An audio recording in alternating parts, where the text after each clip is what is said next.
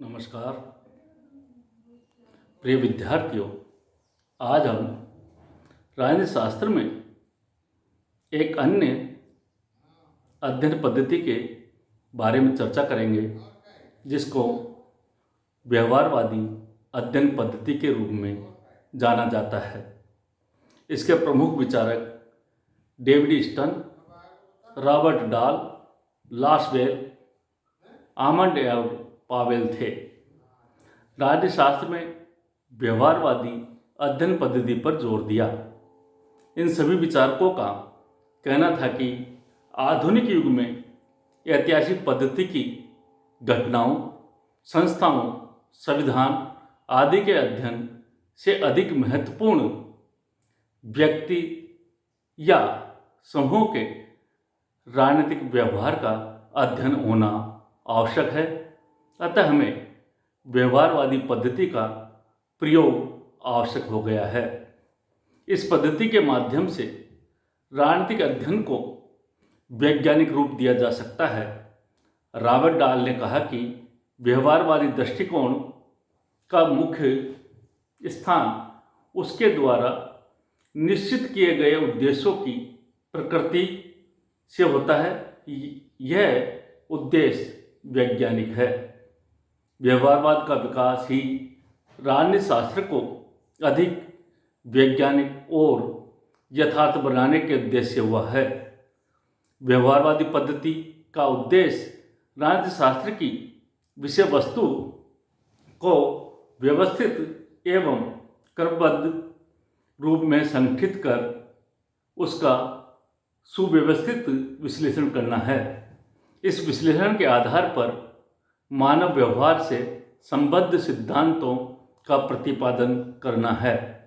व्यवहारवादी पद्धति के आधार पर ही मानव व्यवहार को समझा जा सकता है और उसके आधार पर भविष्यवाणी की जा सकती है। इस पद्धति के आधार पर हम राजनीति शास्त्र को वैज्ञानिकता के निकट पहुंचाया जा सकता है। व्यवहारवादी पद्धति में सर्वेक्षण शोध पद्धति, समस्या अध्ययन पद्धति, पर्यवेक्षण आदि का प्रयोग किया जा सकता है। इस पद्धति के द्वारा आंकड़े व तथ्यों का संग्रह कर उसके आधार पर सामान्यीकरण अथवा सिद्धांत निर्धारण किया जा सकता है। राजनीतिक परिप्रेक्ष्य में मानव व्यवहार का अध्ययन किया जाना आवश्यक है। व्यवहारवाद की पद्धति की विशेषता।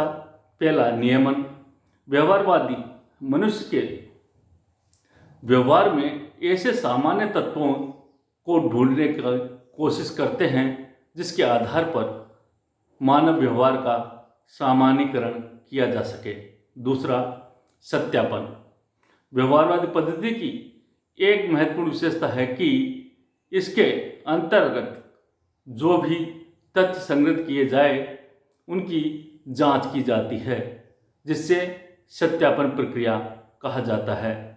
तीसरा, तकनीक का प्रयोग। तथ्यों को एकत्रित करके तथा सत्यापन कर ही मानव व्यवहार का सही पता लगाया जा सकता है। इसके लिए आवश्यक है कि कुछ सामान्य तकनीकों का प्रयोग किया जाता है। चौथा, परिमाणीकरण। मानव व्यवहार संबंधी तथ्यों की खोज में पुनरावृत्तियों की गणना का सहारा लिया जाता है। इसके आधार पर परिणाम खोजा जाता है और इसी क्रिया को परिमाणीकरण कहते हैं। पांचवा, मूल्य निरपेक्ष। व्यवहारवादी अपने को मूल्यों से अलग रखने की कोशिश करते हैं।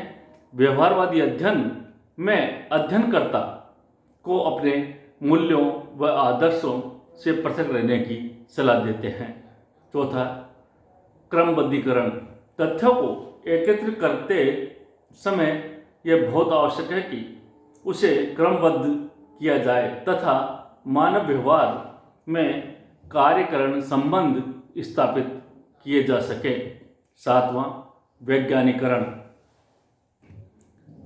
व्यवहारवादी इस बात पर विश्वास करते हैं कि अध्ययन को क्रमबद्ध किया जाए। मानव व्यवहार का अध्ययन खंडों में न करके एक इकाई के रूप में किया जाना आवश्यक है। 8वां, एकीकरण। व्यवहारवादी अंतर विषयक अध्ययन पर बल देते हैं। वह समस्त समाज विज्ञानों की एकता पर बल देकर व्यक्ति के राजनीतिक व्यवहार का सापेक्ष अध्ययन करते हैं। इस प्रकार व्यवहारवादी पद्धति का प्रयोग राष्ट्रीय व अंतर्राष्ट्रीय संस्थाओं के लिए होने लगा, परंतु अन्य अध्ययन पद्धतियों की तरह इसकी भी अपनी सीमाएं हैं।